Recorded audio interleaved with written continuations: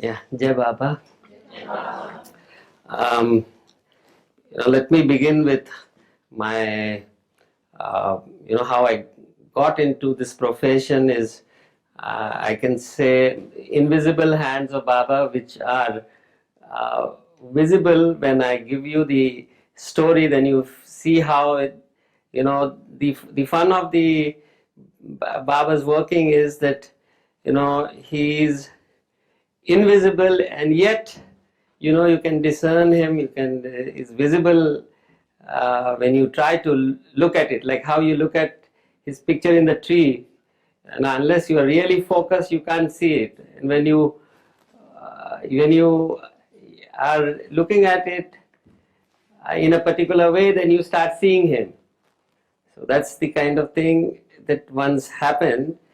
Um, I have a brother who's elder to me, and he was told by Baba that he should study chemistry. That was years ago in early 60s when he was still a schoolboy. And later on, when years passed by and he had to now in the college decide what subject to take, because Baba told you do MSc, but MSc in what? Physics, chemistry, biology, that had to be decided. And we thought we should ask Baba about it. And one morning we were to go to him. Adi Junior had come from London and his family was there. So they had breakfast with us and we talked about it. And Adi Junior said, let's ask Baba today, because since it's on your mind and he has to decide what subject to take. So when we go to Baba in Merzad, we pose this question to him, that what subject should he take, and Baba says he should take chemistry. So that's how it was decided that he studies chemistry.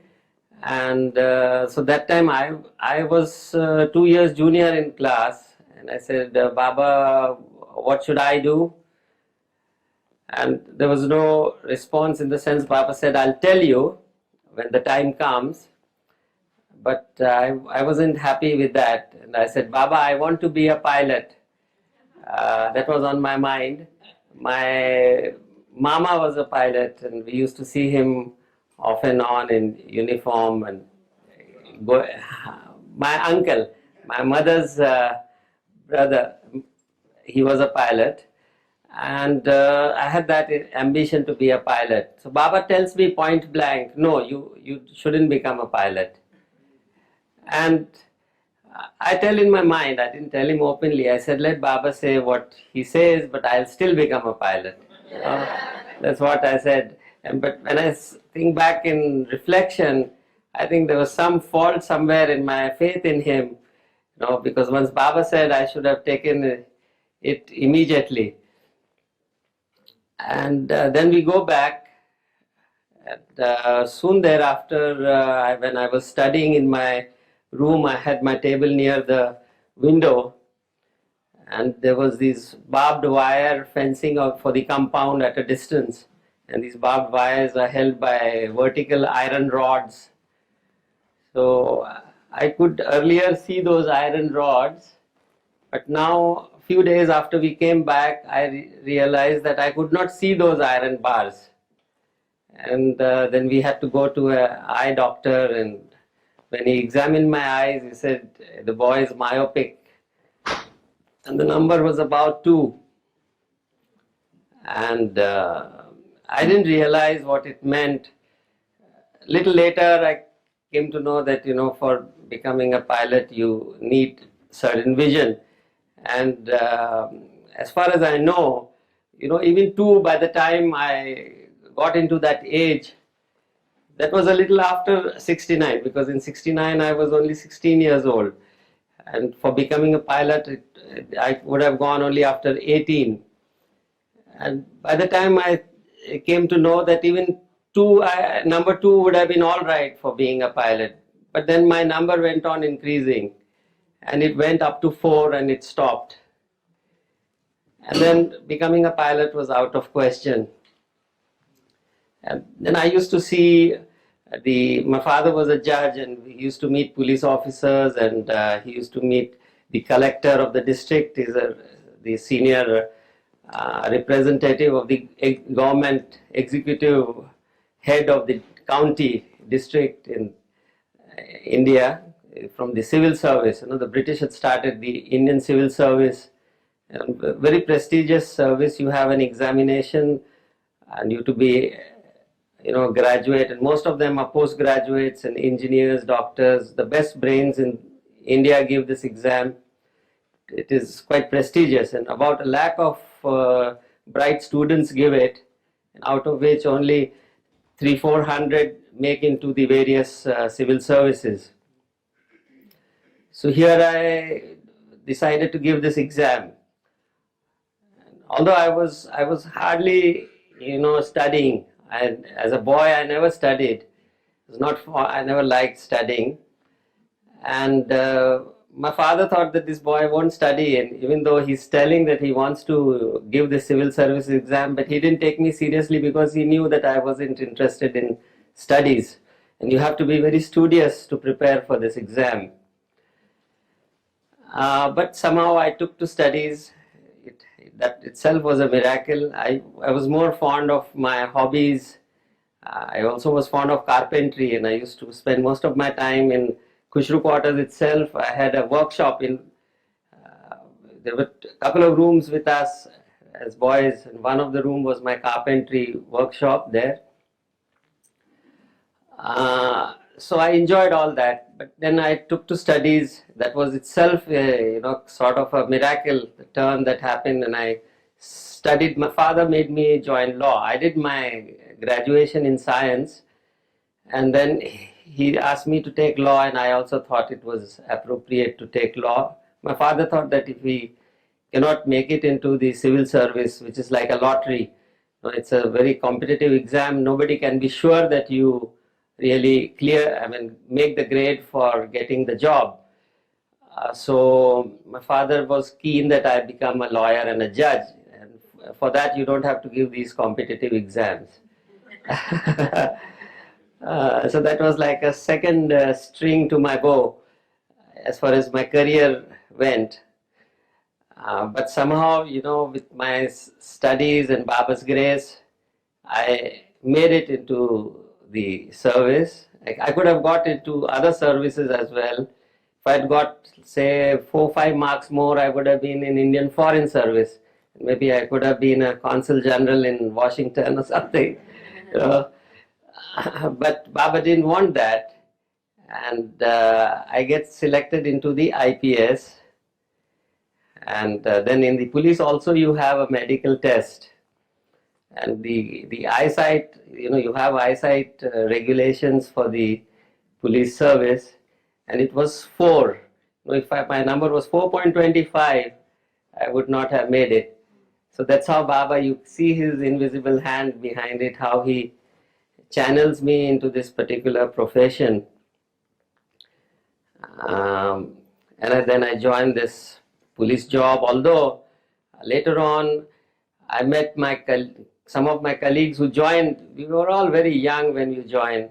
I remember when another boy who joined the police, but he left it because they soon realized that you have to have a particular temperament and bent of mind to do a particular profession, and they felt that they were not really meant for police job. But then somehow I did have some options later on of other civil services, but I didn't take that because I got allotted to Maharashtra cadre, which was again a sort of a miracle, because when you join the Indian police service, I could have landed in Tamil Nadu, I could have gone to Kashmir, I could have gone to any other state.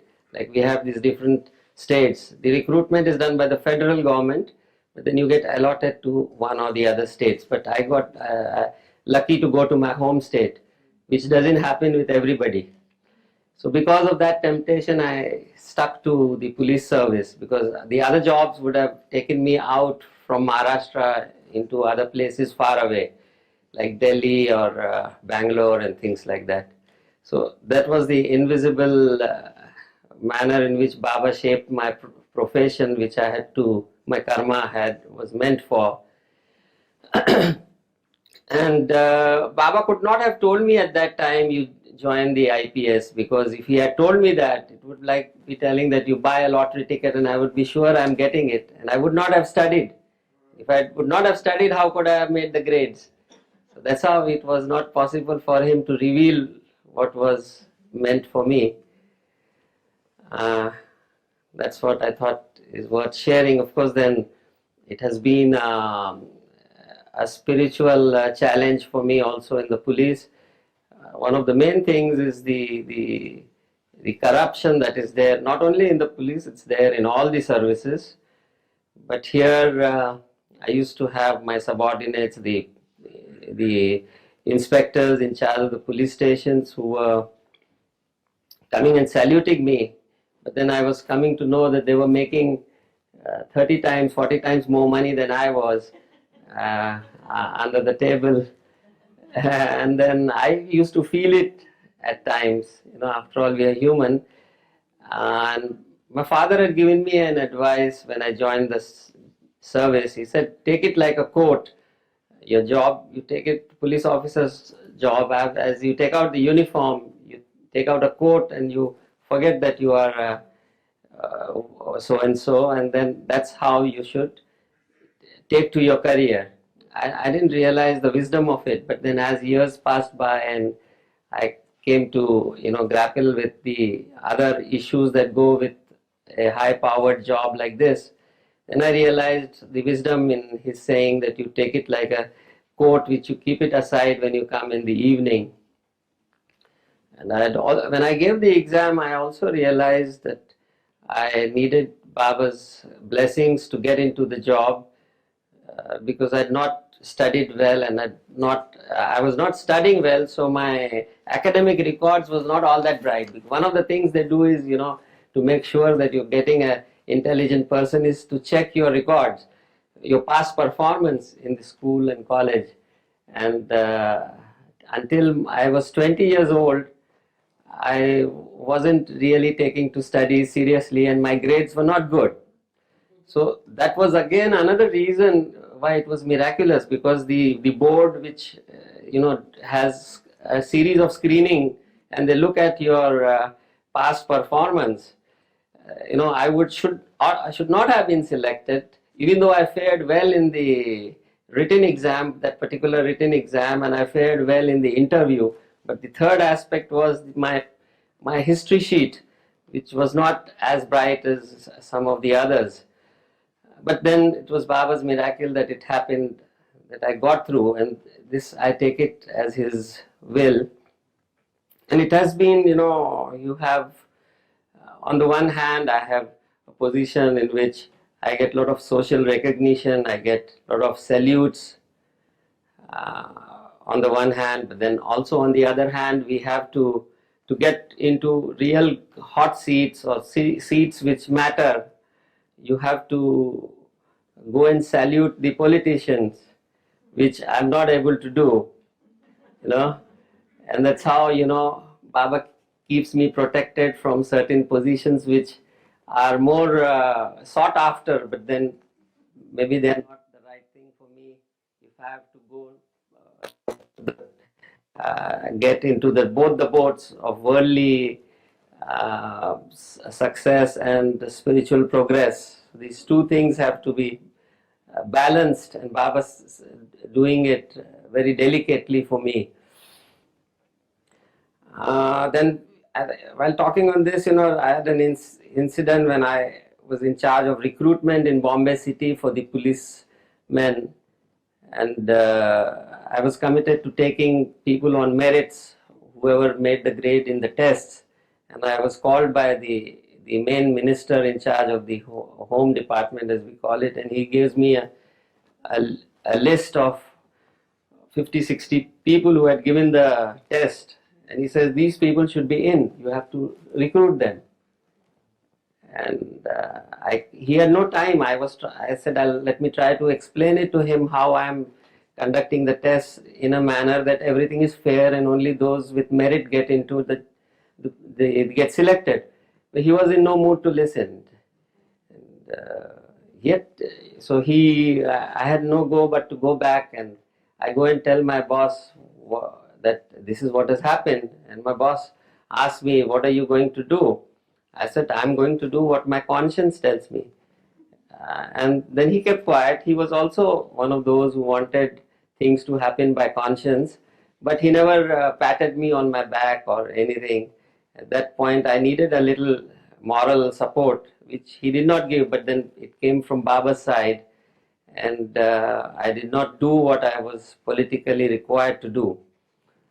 But then I had to suffer in a way for that, in terms of losing my particular posting and being shifted to another assignment which was not attractive. But then that was fine with me. uh,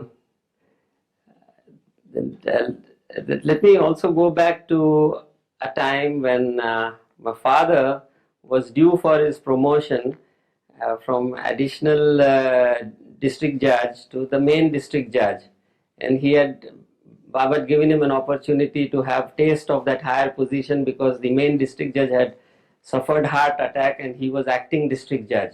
So now he had to revert, because he prematurely got to act in a higher position. And a little later, his time came for his promotion, but it was getting a little delayed. Not that he was overlooked; he was not overlooked, but that there was a delay in getting his orders. So he was worried. When we go to Baba in Merazad, Baba finds my father worried, and he asks him, "Why you seem to be worried?" And my father says that I'm due for my promotion, and the orders I'm awaiting them, but they're not coming. Then Baba tells Aloba to recite a couplet which goes like this: that fikr sabko kha gayi, fikr sabka peer, fikr ki jo faki kare, uska naam fakir. Baba says that worry is eating up. In that couplet, the poet says that worry is eating up everybody, and everybody's mind is worried. So whatever is on your mind is your guru. Fikra is your guru. Peer means your guru. Another Urdu word for a guru. So, and fikr ki jo faki kare, the one who gulps up the worry, eats it up, just puts it in mouth and gulps it inside and consumes it and finishes off with the worry, he is the fakir. That's the definition of fakir according to that Urdu couplet. And Baba said, fakir means the one who's finishing his worry by gulping it, and not the one who begs. The other mistaken notion about fakir is one who is begging. But that's not the real definition of fakir. And after he said that, Baba said, I am the king of fakirs. That's how he sort of put his side to the aspect of our worries. But then my father was not satisfied with that answer, and he continued to be worried while we were seated in front of Baba. And after a while, Baba tells him that you'll receive a letter from your official letter. He didn't say your promotion order. He says you will receive your official letter, and after you read it, you send it over to me. So that was a hint from Baba that you are going to get your promotion orders. And then he felt relieved, and his worry was gone to a certain extent. And when we go back in a few days' time, he got his posting orders, promotion and posting orders, and as Baba had directed, we sent that letter to Baba. And then we got the envelope back, and when we go to Baba next time, we don't ask Baba, but we ask Eraj as to what Baba did with the letter. And Eraj said that when he used to read the mail for Baba, that when he mentioned about this particular letter and he was taking out the paper from the envelope, Baba said no need to take it out. But Baba took the envelope in his own hand and just ticked on that envelope and said send it back to Prem. And that's how he got his promotion orders. It also happened that my father told Baba that if I get my district judge's promotion, no, this was a little later. he got his promotion and he went to Alibag on his transfer, a different location, a place near Bombay. So we pack up our things and we go to say goodbye to Baba in Meherazad again. Again, my father is worried and not happy. So Baba looks at him and says, you don't seem to be happy and you are having a worried look again. What's the matter? You got your promotion orders, then why this worried face? So my father said, no, I'm going away from you. I'm going away from Ahmednagar. I'm going to Alibag. And Baba said, am I not in Alibag? He said, what are you saying? Am I not in Alibag? And then that gave him a little consolation, but not completely. And then we go to the new place, and Baba's birthday is round the corner. Within a month or two, Baba's birthday was there. And my father used to go on a beach to walk. Our bungalow was right on the beach. And after while he was walking on the beach, he was missing being in Ahmednagar close to Baba. And he was feeling sad. When he comes back to the house after his morning walk, he's given by the attendant, we had a lot of attendants and all that. The attendant gives his telegram to him, which was from Baba. Says, I am with you, Meher Baba. On Baba's own birthday, he sends a telegram to us saying that I am with you, and that was so lovely, and and a reassurance that he was with us. And similarly, on my birthday also, he sends a telegram, wish you happy birthday, Raj, Meher Baba. It's so gracious of him to do that. And this is in mid 60s. By the time Baba was, getting so much mail and correspondence from the world over, and he was in seclusion, and yet he found time to do that. Something very remarkable, unbelievable, and very touching for me personally. And Baba also had his own way of revealing his status, or what it was, what he was, and what it was like being in that state of consciousness. If you all know that Baba wanted a universal spiritual center in South India, and they were looking for a place for that. And subsequently, of course, much later, at Bayer Mangla near Bangalore, this universal spiritual center has come up, and it's designed according to Baba's approved architectural design for that center. But before that happened, they were scouting for land, and that time one Haldankar's land was selected somewhere near. He was a resident of Belgaum. He had land there in South India, which he offered to Baba, and some Mandli were working out taking that land for setting up the center. And while this happened, there was some kind of a dissatisfaction on the side of this Haldankar, and he made a case, a legal case, and sent a notice which also went in the name of Meher Baba, a notice which set the Mandli and everybody thinking about it. And when we were seated in front of him, Baba says, what do we do about this legal notice? Let us have a meeting tomorrow. And he fixes up a meeting the next day and calls my father, says, you are a judge, you should also come for this meeting. Let's see what needs to be done. And the next day, they start the meeting in a little serious manner. Baba asks a question. He says, does it mean that I'll have to go to court and face legal proceedings against me? And the discussion takes a serious turn.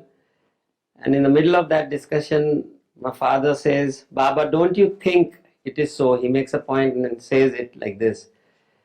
And when Baba heard this, he tells Erich, tell him to repeat what he said.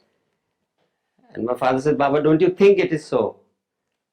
And then that comes prompt gestures from Baba, which Erich interprets, and he says, Baba says, I never think, I know. And That's how, he revealed. God's state of consciousness is something which is all knowing. And perhaps thinking is a process which we need in ignorance to, to keep knowing more and more from time to time. Even on the gross plane, whatever we need to know, we need to have this thinking process. Uh, and lately I've been, wondering what this thinking is, because thinking is something most subtle. That's what I feel when I reflect on it. The most subtle experience that we have is the thought process. It's so intangible, and yet nobody can deny that. Everybody has this experience of thinking. So the most subtle thing which every human being has to accept is thought process. And I wonder what this thinking is, and we look up to America, which does too much of scientific probing to tell us more about what thinking process is. Another very nice story is about the story is about a time when, but you all know that Baba was very fond of music and singing, and at times there used to be performances before him. Many kavalis used to happen. Of course, that was because Baba was working in seclusion, and he said he was working so hard that to give recreation, Kavalis were very helpful in giving him that recreation. And Kavals used to come from long distances. They used to be brought by a Sindhi Baba lover in Bombay who was quite well-to-do, one Gajwani. I don't know if you've heard his name, Kishinchan Gajwani, who also used to incidentally come along with Harry Canmore to Marazad. Generally, whenever Harry Canmore used to come to Bombay, they were friends and they used to drive down together. And these kavalis used to happen. We used to be invited for these kavalis, and later on, when in my job also, when I found things going rough for me, and I was a little concerned and anxious, I used to put on the kavalis, and it used to give me real recreation, not only recreation but solace. And I think there was something subconsciously happening there. And as a kid, I had heard kavalis in front of Baba, and now I was finding there was really good spiritual meaning in these kavalis, and they were giving real solace, which no other, other than being in Baba's presence. But then Baba was not available to us later on when I was in my early years in my job, and I found kavalis giving me that solace. So once Baba asked my father to sing a song. My father doesn't sing. He never sang. So he passes on the this thing to my mother. He tells my mother, "You sing, Baba's," and he tells Baba that my wife will sing instead of me, as she recites from the Granth Sahib, which is a scripture. So she'll be able to sing something. And Baba says, "Okay, fine." So she sings one poem which is written by Guru Nanak, a very profound prayer which Guru Nanak had written, Tum Thakur Tum Payyar Das, in which he praises the Lord, and very much like our prayer of Parvardigar prayer, in which we come to know about the attributes of God. And at the end of that prayer, Guru Nanak says, Nanik Das Sada Kurbani. The Indian poets generally write their name at the end of the poetry, and so did Guru Nanak. He said, Nanik Das Sada Kurbani. And when my father heard my mother say that, in his excitement and enthusiasm, he tells my mother that now you are singing in front of Baba, you shall substitute name of Meher in place of Guru Nanak. So instead of Nanak, you say Meher Das Sada Kurbani. And Baba immediately points out that this would be wrong. How can you do that? Because Nanak says that I am the slave of the Lord and I am ever grateful to Him. And I am that Lord to whom Guru Nanak is praying. So if you put my name there in that sentence, it would be incorrect and wrong.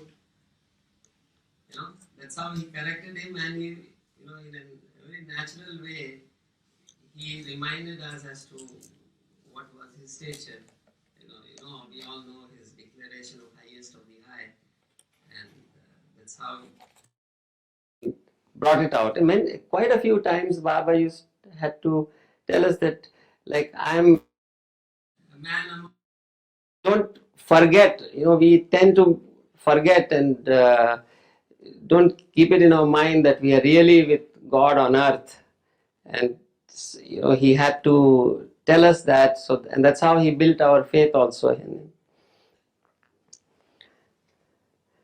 Once he gave a big privilege to my father that there was this centers coming up everywhere. I'll tell you about these centers happening all across in the early 60s and throughout the 60s. Hamirpur is a place where there are a lot of Baba lovers who are very poor, but they're very devoted. And Baba had been to Hamirpur, and he said that was his heart and all that.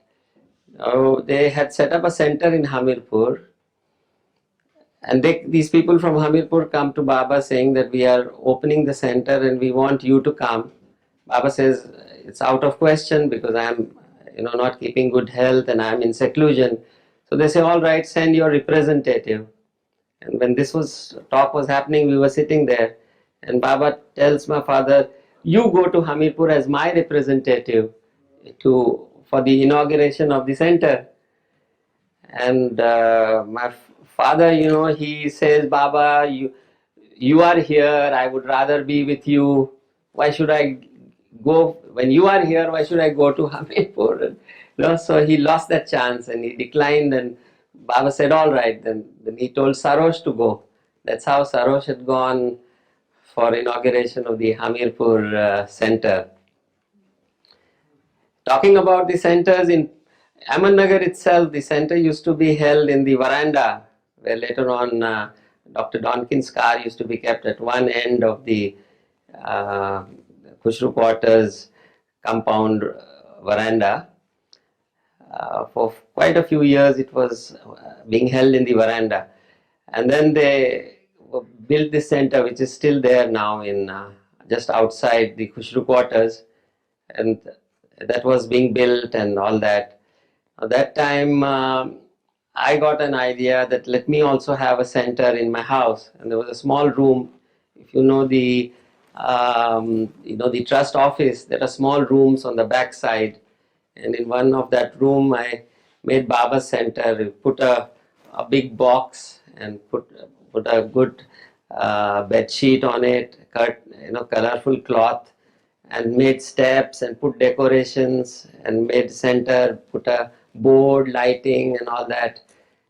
And I was, as it is, fond of carpentry and electrical work, so I tried to do a good job of it, and I used to feel happy that I'm doing a very good center. Then Mehernath, they had also shifted by that time to Khushru quarters. Earlier they used to be in Arangaon in Mehrabad, and we used to go and see him there. So they had shifted to Khushru quarters, and our neighbors. So he also starts a center in his house, and his mama Rama's brother used to come off and on to see them, and he used to, they knew that Bauji was with Baba, and they were, deprived of their father's company all the time. So he used to try to make up by making them happy, take them to the market and buy them. Then he used to go to the market and buy things and decorate his center, and I used to make my center. And of course we were visiting each other's center, and then we go to Baba and say that we have made centers in our house. And Baba, once when Baba comes, he says, "Show us your center." And I used to say, "Baba, my center is better than Mehernath's." And Mehernath used to say, "My center is better." So Baba comes and says, "Let me see your center, my center in your house." And we show him the place and we sing some song. And Baba says, "Your center is very good, is excellent." And he goes to Mehernath's house. Then I also go with him, and because Mehernath was doing up his center. And when he goes there, he says, "Your center is excellent." And I say, "What is this? Baba is telling me your center is excellent." There he tells him, "Your center is excellent." But that's how he made both of us happy, you know.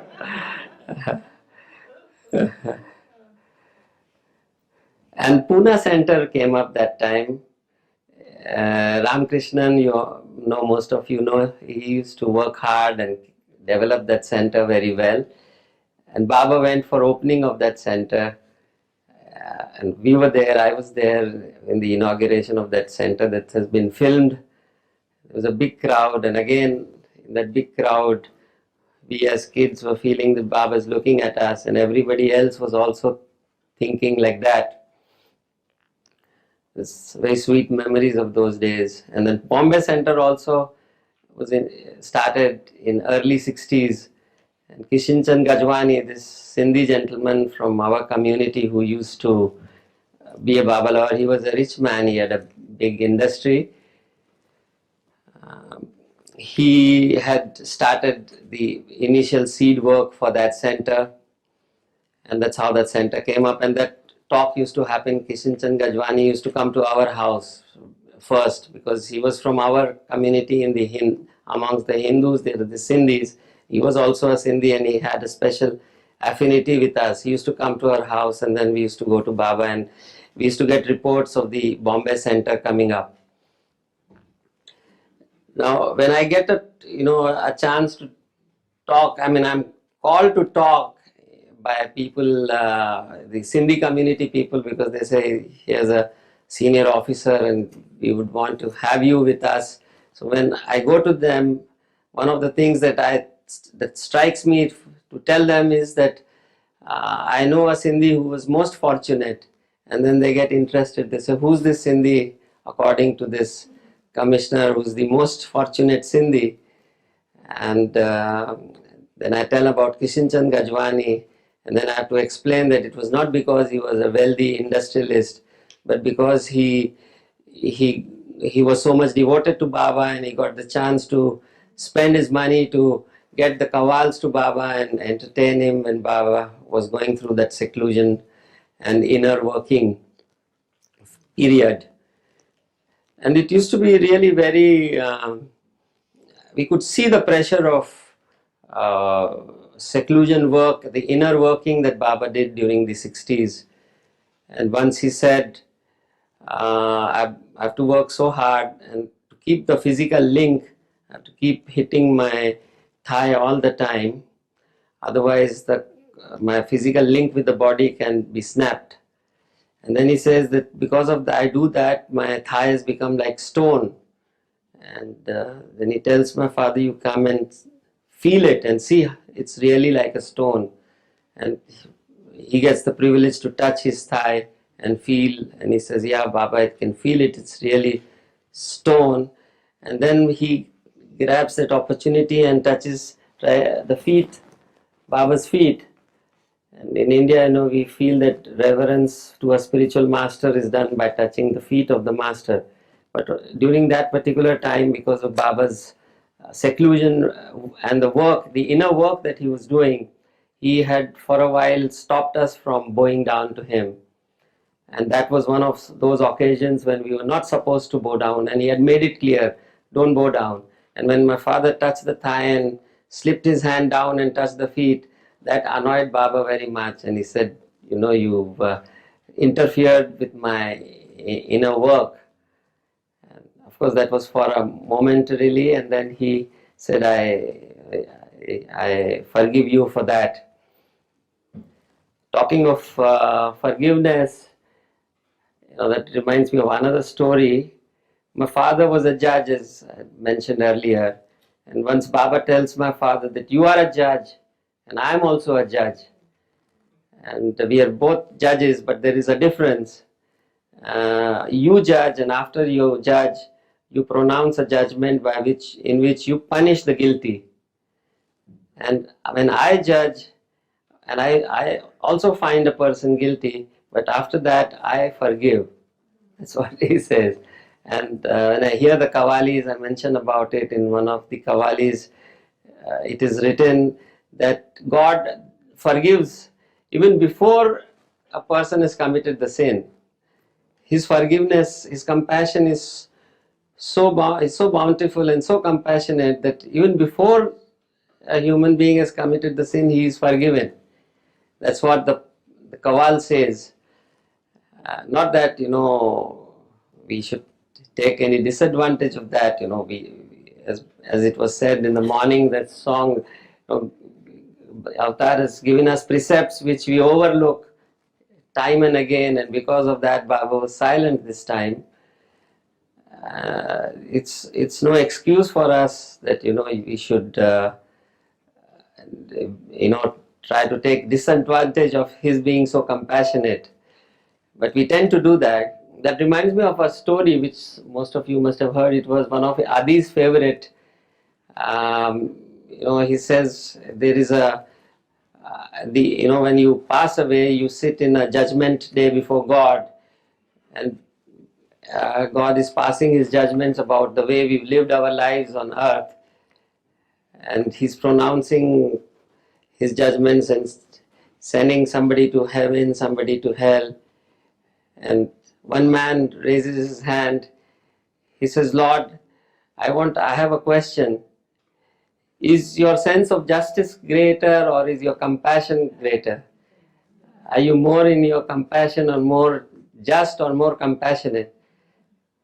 Now God is in a fix, he says, how can I say I'm more just? So he says, I'm more compassionate. So he says, Lord, I've committed this sin. And God says, you're forgiven. This is a story which we heard from Adi as a kid.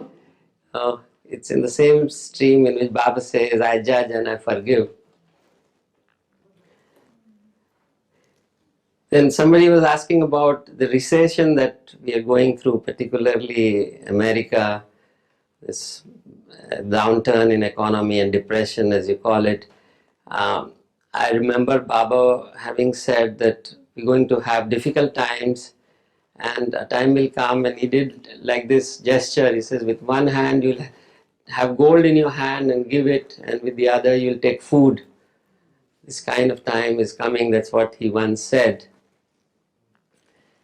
And he also said once to the Manli that there has to be a big trial for humanity.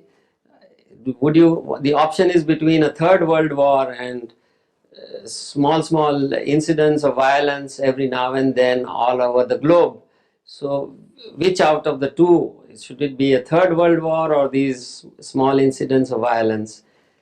And the Manli tells Baba that let us avoid the third world war, because world war's magnitude, the suffering, they knew the second world war suffering, and they say we don't have the third world war. And as we see things developing now, it seems that we're not heading for a third world war, but we are certainly heading for violence everywhere, and there's so much uncertainty about these explosions and terrorism that's happening around. Maybe some inner working of Baba happening here. Other thing which we very often heard Baba say was, all this is a passing show. It's all a passing show. It's all fleeting. And he also used to do like this. It's like a film which has been written and it's happening on the screen. That's how he reminded us of what this existence is all about.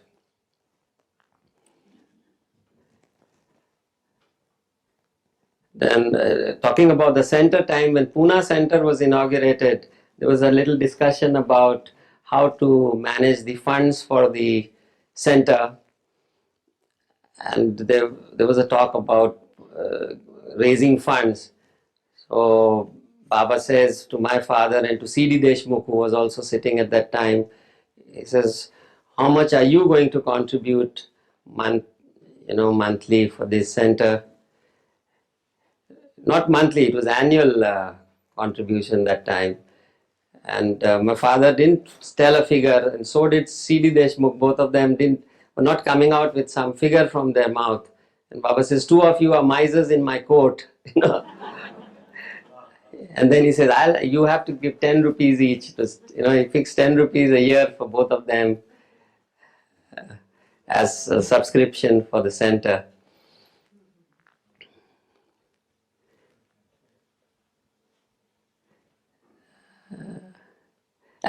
And then another very significant thing which you may be aware of was the meeting that was held on 31st of January 1968 at 12 noon, 12 to 12:15. It was a short meeting for which we received a letter. The letters here, I think with me, I've got most of the letters,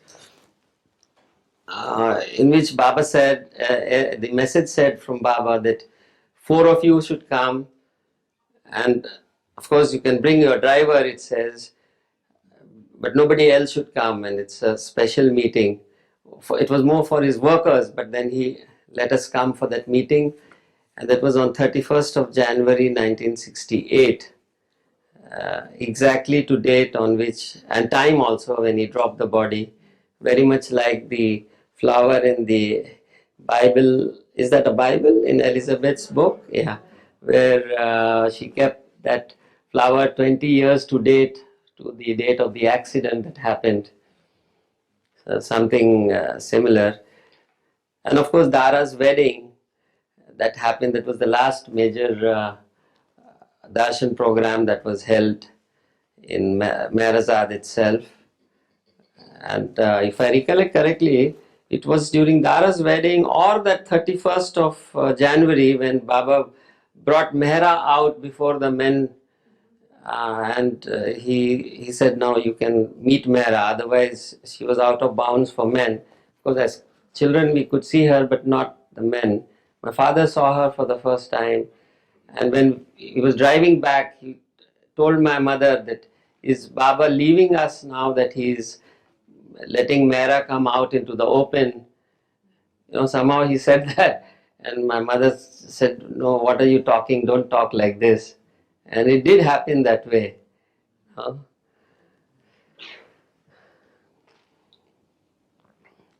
Then, Baba used to have his exercise and walk, and also show to the Baba lovers who were sitting in front of him as to how he was walking and how he was feeling.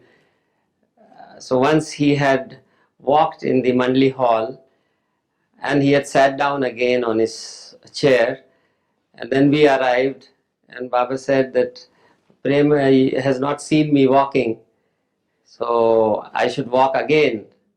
And I want him to see that how I am walking. So he gets up and specially walks from one end to the other in the Mandli hall, and walks and comes back and sits on the chair, sofa, and then he asks my father, how did I walk?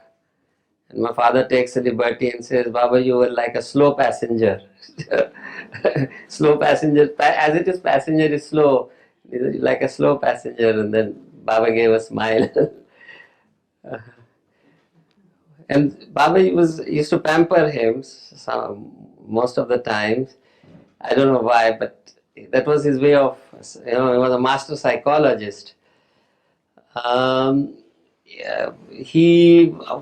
you know, we used to come late, and once when we came late, he says, look, if you have not come, I feel nobody's come. What a way of saying how special you are. He says, you Prem, you come late, and I feel that if you are not here, nobody else is here.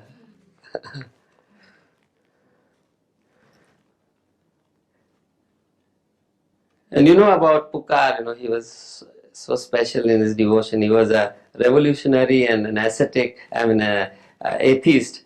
And then he took to Baba in such a, serious way. And when Baba used to walk in Guru Prasad, he used to bow down, and you have a film on that. He used to sort of go on his back, and Baba used to sit on him. That happened in front of us in Guru Prasad. There's a film on that. You must have seen, most of you. Then the other film which was made of Baba, where he is washing the feet of the lepers in Meherazad. It was specially done, and Baba had washed the feet of the lepers. That time also we were there. What was the name of that film director? Yeah, he had come and we were there around during that time.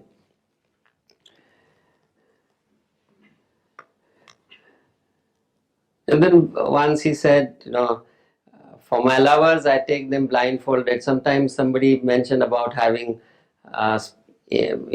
spiritual experiences. And Baba says, you leave it to me, because as far as my lovers go, I take them blindfolded. I don't show you the glamorous things on the spiritual path. So you don't ask me for spiritual experiences. And once, my father said, I want to have an experience of a must. And he says, it's a very difficult situation. Never ever say that. Musts are, although they have high spiritual stature, but that's not something desirable. And one should not ever think of having a state of a must or experiencing must-like condition. And then, of course, when he was going more and more into seclusion, Baba used to say that my outer links were only meant for developing inner contacts. And now that inner contacts are being established and developed, the outer connections are becoming redundant. That's how he prepared us for his departure. And there are three vases which are important. One is the sahavas, which we got with Baba, and the other was the upavas.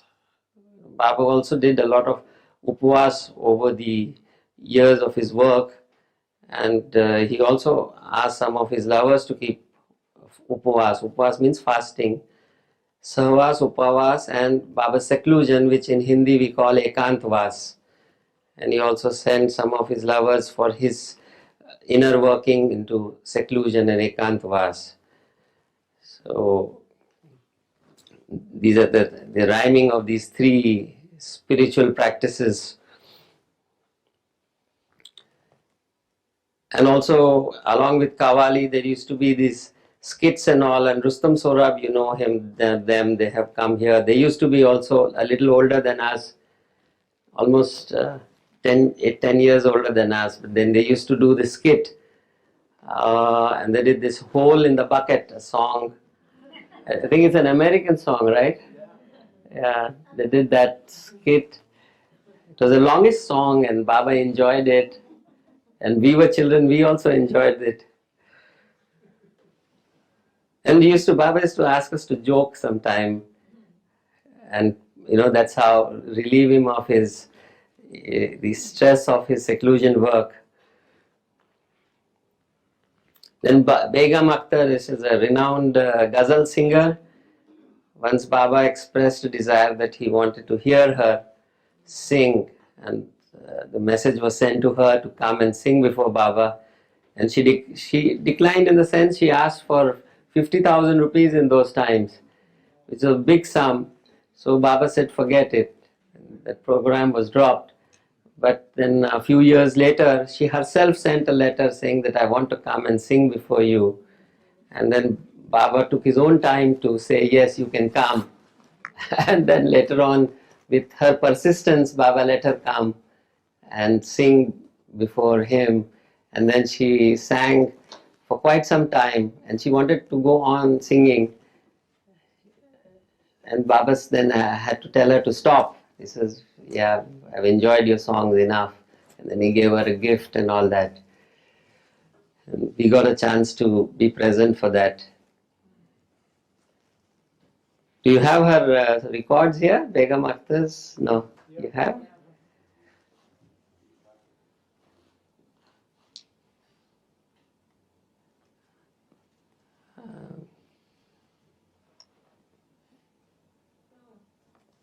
Anything else I can't think of offhand. Of course, Ginde, we were talking of Suhas Ginde, the Dr. Ginde, Ram Ginde used to come there to treat Baba, and then that 31st of January he was a little late in reaching, and we were there that time, and by the time he reached and we went to Marabad, we were all feeling sad that he came late, but then nobody could have helped it. And earlier once, Dr. Ram Ginde wanted to give an injection, which he said was very risky doing it in Marazad. He said the best way of doing it is to take him to a hospital with proper medical facilities. And he said it was risky, but Baba said, I take the risk, you do it. And he gave that injection to Baba and it gave him the relief.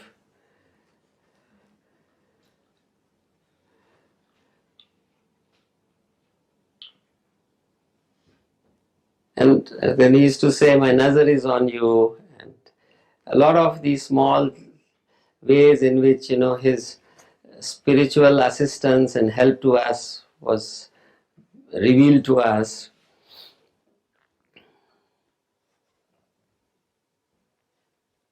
Then we were, after Baba dropped the body, we were transferred to Satara, another Baba place. And when we were in Satara, we used to go to Panchgani, where we have Baba's cave there, Tiger Valley, and the Arthur seat in Mahabaleshwar, where we have Baba's picture in Arthur seat. So that's how and the bungalow, Rosewood bungalow in Satara, and the other bungalow, we used to go and see that, and that's how we remained connected, although Baba had physically left us by the time. And that bungalow where we lived in Satara, the district judge's official bungalow, we sent a snap of that house to Mandli, and Mani sent us a reply that that was the house in which Baba had stayed when he was in Satara. It's referred to as Muttha's bungalow in the Baba's literature, which describes his stay in Satara. And that was a nice house which a wealthy person there, one Mr. Mutta, had, and that house was rented for Baba. Later on, that house was taken by the government for district judge's bungalow. Even now it is there. And that's how we got to stay in the very house in which Baba had lived. And when we went from Satara to Marazad and talked to the Mandli about it, my father described the room in which he had taken as his bedroom. And when the Mandli tells my father that that's the room which was Baba's bedroom. That's how, that coincidence, he gets the chance of using the bedroom which Baba had used.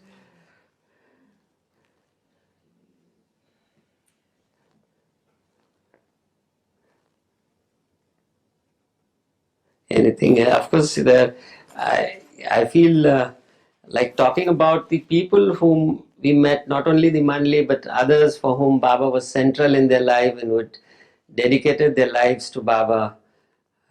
So many of them, most of them. If there's anybody about whom you want me to talk, I particularly get drawn to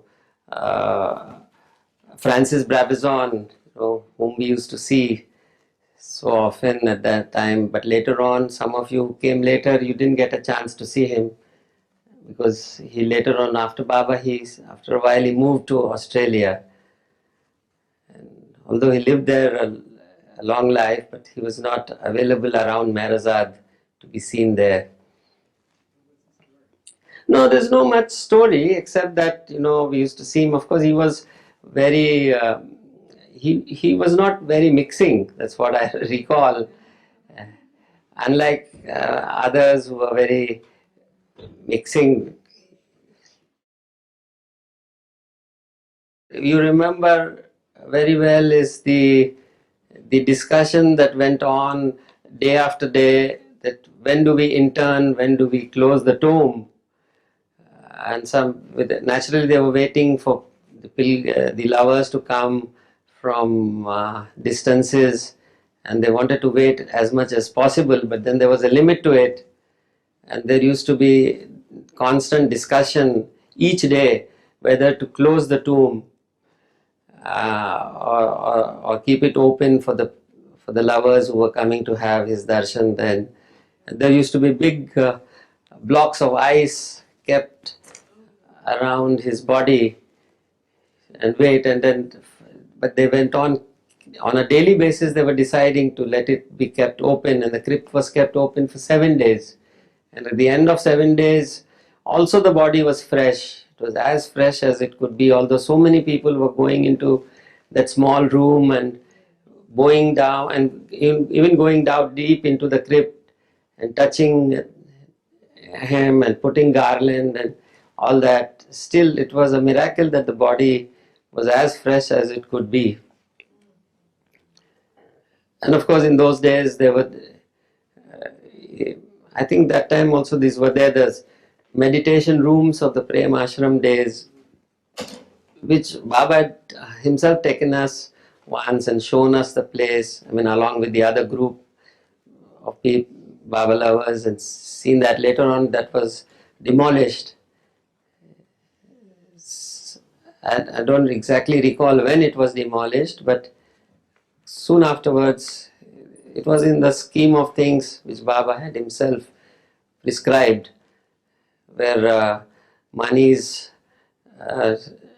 tomb is now there, and not Mehra's, but Goher and Mani's.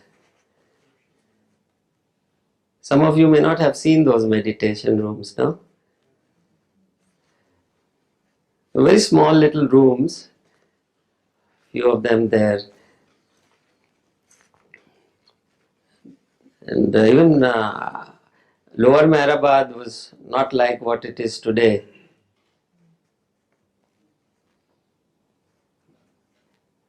We used to have our relatives in Bombay.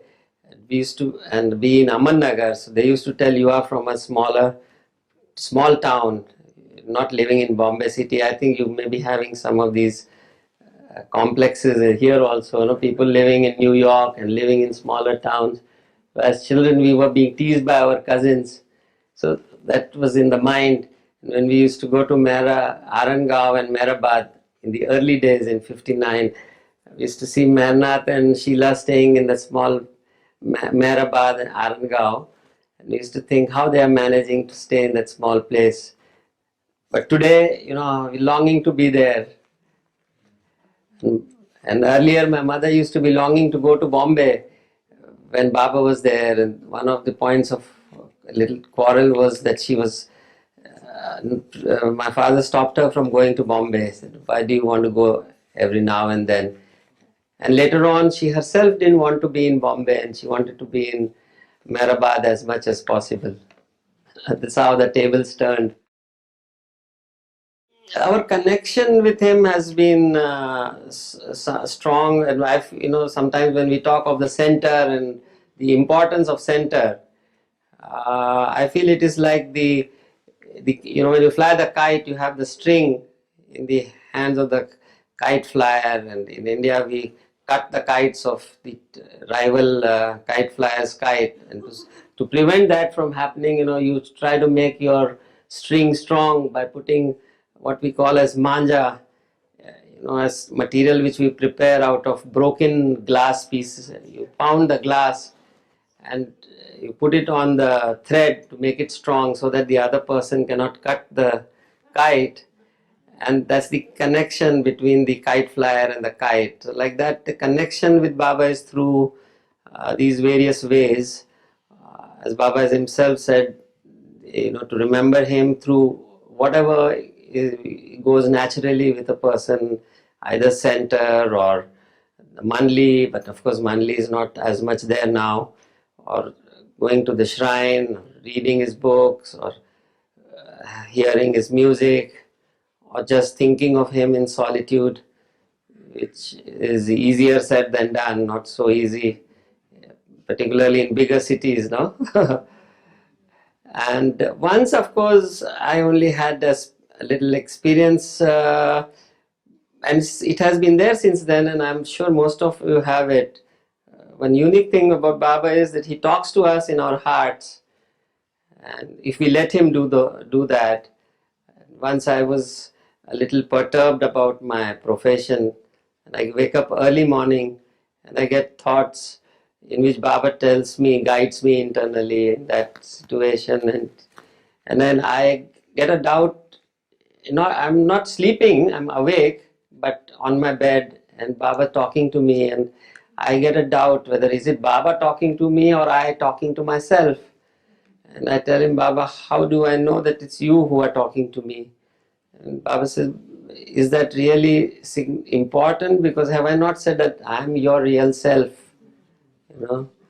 So then I realized that depending on our sincerity and our purity, he stations himself at whatever level of consciousness to be able to do the communication, internal communication, which we all feel, and that keeps happening as per our need and our thirst for it. And I can say even this opportunity that he's given us to visit Myrtle Beach itself is his way of keeping us, making us hold on to his Daman. Otherwise, coming here and meeting you all and talking to you people is nothing but his way, his lovely way of keeping us connected with him. 5 to 16, 5, 6 to 16, past 16, of course, little over. And the circular, family letters that were going. We were often in Merazad, we used to find money working on those family letters which used to be sent across.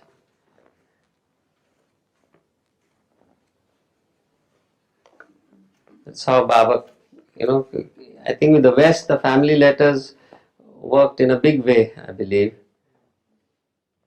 It was generally Merazad, Mandli Hall and Guru Prasad. If you go by the visualization that I can do of those at different places, it is because most frequently we saw him in Merazad. Next to it was in Guru Prasad. I think both were equal number. If one were to keep a count of it, would almost be the same. And then of course this opening of Nagar Center, opening of Bombay Center, then couple of times in Mehrabad, and of course the roadside darshans that I talked about. And of course the Qawwalis, I'm able to connect better with the times when Baba was hearing the Qawwalis. And possibly that's the reason why I find Qawwalis very helpful to me spiritually. Bairmangla, I went there later, and it's a very unique kind of a. Have you been there? No, no. It's the design. Maybe you are aware. There's Baba's sort of a little. What should I call it? Baba's picture is kept on a structure in the middle, and then there are corridors. And then there, at the end of the corridors there are small rooms for each of the avatars, and there's a picture of the avatar in that room, and people can go and sit and think whichever avatar they are drawn to, and that's how they're connected with it. Muhammad's, of course, there's no picture there, but the mosque, a picture of the mosque is kept there, and a very unique kind of a structure surrounded by these two. One is the Toyota factory and the Coca-Cola factory, adjoining to that. You're working in the Toyota or that Coca-Cola factory, you can see the dome of this universal spiritual center there. And there's not much of other structures there. Of course, they've kept in a room, they've kept the spade with which, the instrument with which Baba himself dug the earth to start the foundation of the work years earlier, and the stool on which he sat there, they've kept that. But it has a symbolic significance, I think, if you go by the the physical activities that happen there, I don't think, except for once in a while, they have a gathering or a kind of sahvas happening there. On a daily basis, there's no much activity happening there. And that they're talking about the completion of it. I think there is still a talk of, which Baba's time also it was there, of having a superstructure covering all that. Now it's not having a roof covering all that. The entire built up complex, that perhaps needs to be done. It is not yet done. Universal Spiritual Center, I think these are the two. And Hamirpur, he said, is my heart. Yeah. And people have a lot of experience of feeling Baba's presence there also, equally. And we also felt, we went only once to Hamirpur. Meher Mount was another place which was, very spiritually charged.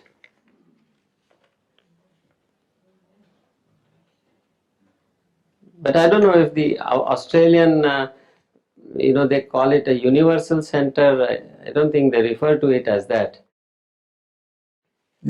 Some of the letters we've given in the book, but some others we've not given there. So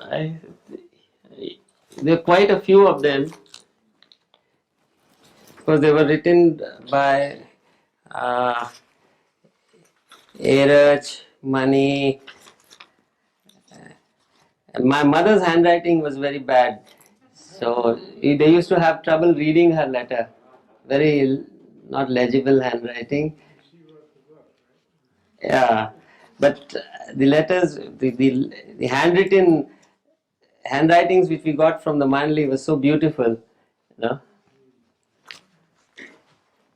My father used to have very good handwriting.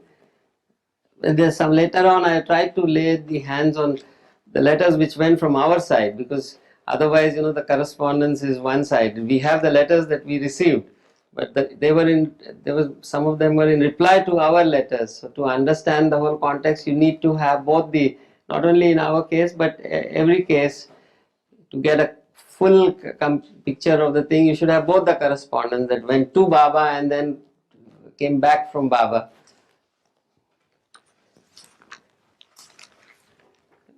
We've given a copy there to the archives also. Offhand, they're all very personal letters, and most of the letters in Alibag and Amannagar also, but Amannagar letters were not through post. Alibag letters were through post. Did you personally write Baba, or did your parents write for on your behalf? Well, we wrote occasionally. Most of the letters, of course, we wrote a few times, occasion of birthday and things like that. But letters from Gohar used to be very frequent in reply to my mother's correspondence. And of course, they used to be read to Baba. And every letter they said, the beloved Baba, says this and he sends his love or whatever. If you want, I can read one.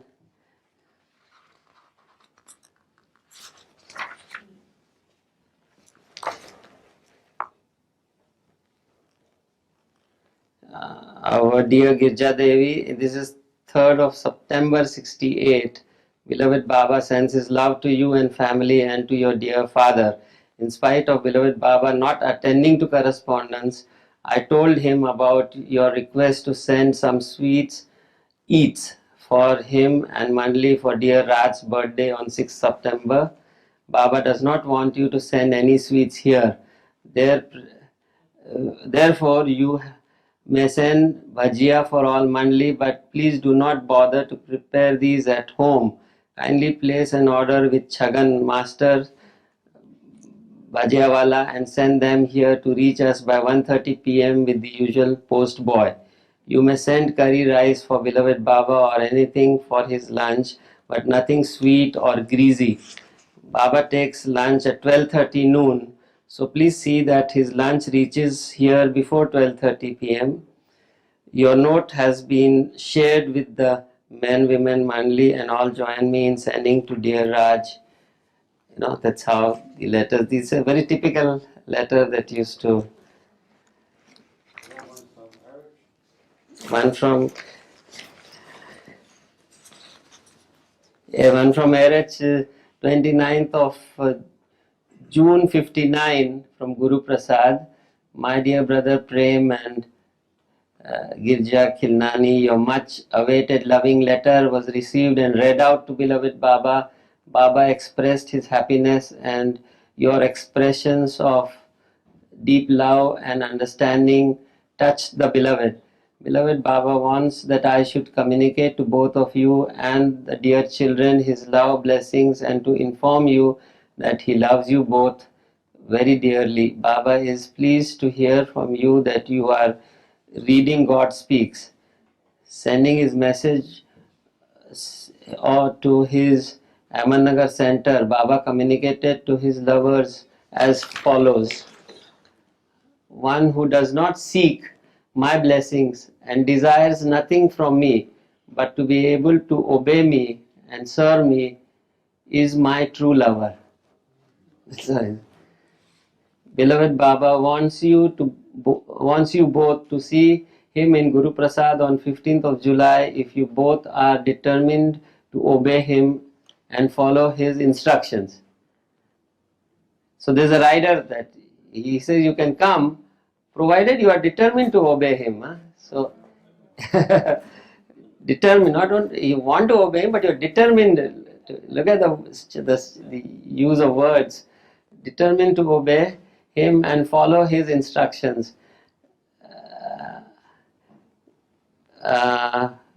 Maybe Baba might change this date to some day in August, as he has passed instructions that he should not be disturbed till July 31st. However, you may please write to beloved Baba by 8th of July for necessary confirmation. With respects and loving regards, yours lovingly, Erech.